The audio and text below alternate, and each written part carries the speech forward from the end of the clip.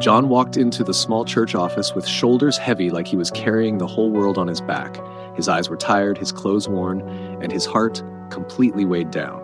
He sat down in front of Pastor Daniel and released a long, painful sigh. "Pastor, nothing is working. Nothing." He ran his hands over his face and began listing his struggles. No job, no wife, no money, bills everywhere. All my friends are making it. They're building houses, buying cars, getting married, traveling abroad. Pastor, I'm the only one left behind. John's voice cracked and a thick silence followed. Pastor Daniel didn't speak immediately. He simply observed John with calm, thoughtful eyes until John looked up. Then the pastor asked softly, "John, can you see me?" John frowned in confusion. "Yes, Pastor, I can." Pastor Daniel nodded. "Good. Can you hear me?" "Yes, Pastor." Another gentle nod. "Did you walk into this office by yourself?" "Yes, Pastor." "Are you still breathing?" John sighed. "Yes, Pastor, I'm breathing." Pastor Daniel leaned forward. "All right, my son, I will pray for you." Hope flickered in John's eyes until the pastor continued, "I will pray that God gives you everything you desire, a job, a wife, money, opportunities." John nodded eagerly.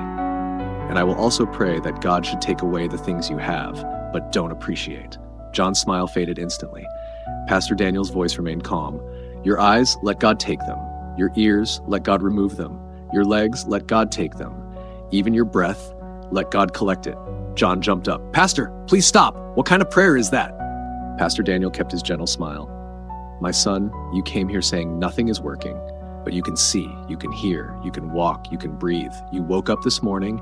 You came here on your own. You are alive." His voice softened even more.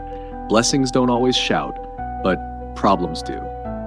John sat back down slowly, his anger fading into quiet understanding. His eyes filled with tears.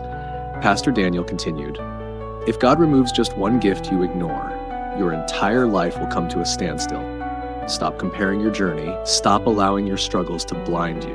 You have more working for you than working against you." John lowered his head as the truth washed over him. He whispered, "Pastor, I didn't realize I had so much." Pastor Daniel smiled warmly. "When gratitude opens your eyes, miracles follow." John walked out of the office that day with the same challenges, but a completely renewed heart. His circumstances didn't change immediately, but his perspective did, and for the first time in a long time, he could see his blessings clearly. Maybe you're like John. Maybe life feels slow.